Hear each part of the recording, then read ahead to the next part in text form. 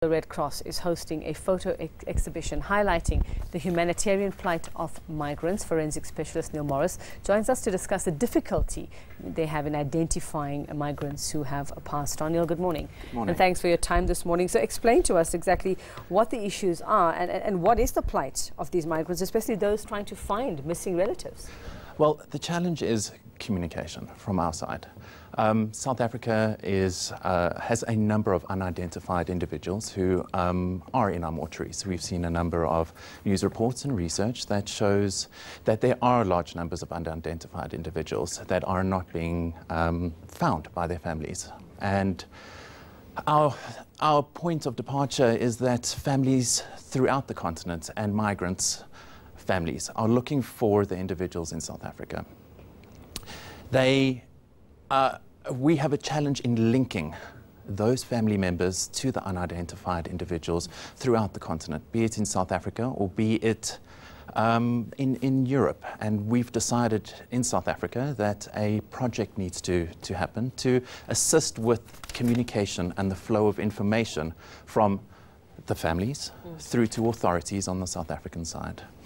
Now, the day of the disappeared, are we only talking about people who are missing, or also talking about people who are detained somewhere? Maybe they'll be maybe secretly imprisoned. Are we talking about people who might be dead?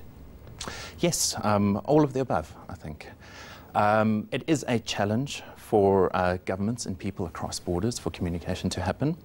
And my main focus as a forensic specialist would be the deceased in the mortuaries.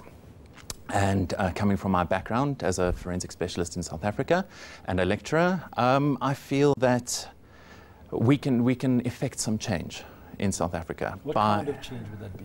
Well, first of all, it would be to facilitate communication, having a look at a system that was not necessarily designed with this in mind. With the change in the geopolitical state on the continent, we've needed to adapt our systems and to increase the amount of communication and facilitate that. And yeah. So how are you hoping, Neil, that this exhibition is going to help you or help people find their relatives? Are we going to look at actual photos of people in mortuaries, those who are in? How are you hoping to make the links with this exhibition? So during our Missing and Deceased Migrants project, we needed to reevaluate and have a look at what our current systems were in South Africa.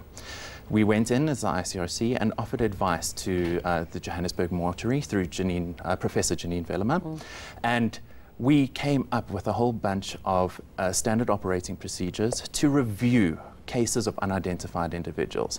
Out of that project, it became apparent that there are a number of identifying features that bring us back to the to the person that is there in front of us. And we decided to highlight those very specific identifying features and tie people into that this is a person, not just an unidentified individual. They have a story, they have a life, they have a family.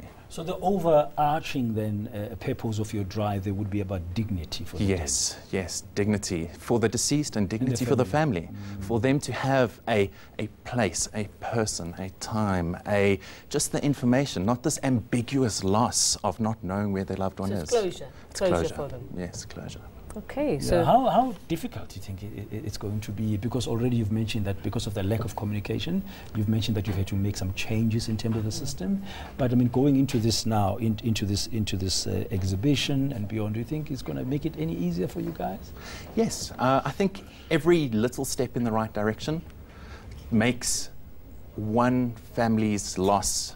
If we can give them closure, it's a step in the right direction. I can give you a couple of stats. In terms of our Missing and Deceased Migrants project, we did 61 total tracing requests from families into South Africa. Out of those, we managed to find 17 people. In terms of on the mortuary side, we have a multi-pronged approach. We had a look at secondary examinations in 46 individuals at the Johannesburg mortuary, which we re-examined. Out of those, we managed to find family members of 16 of them. So realistically, this is definitely a step in the right direction. It's a significant decrease first of all, in terms of the resources that need to be allocated, and secondly, families that get closure. So Neil, those families that need that closure and want Yes. to have a look at this exhibition and see if there is somebody there, how do they get in touch with you? Where do they go? Well, first of all, the exhibition will be hosted at the Adler Museum in the School of Medicine at Wits University for the following week during business hours. It's free for anybody to attend should they wish, and there will be a lot of information there for them to follow up on. Okay, is there a number that somebody can call? Do you guys have a number that's available or not? Of To contact you, to find to get contact- hold of you, because I mean, not everybody might be able to make it to the exhibition. The exhibition. But they are watching or they are hearing about this effort you're making. Well, I think the easiest would be ENCA is broadcast across Africa, so if you can get in contact with the ICRC office in your country or the delegation that oversees you, so I think that look for would a be Red the Cross, easiest. Red Cross contact. In essence, or the website. Oh, okay. The website will be a great place to go. Thank you very much. Helpful. Neil. Good Thank you luck. very much. It's a, Thank you it's very a much. tough one. It's really a tough one. But bringing dignity to people who are missing and And people that who closure that lost people and need, yes. It's very important. Very important.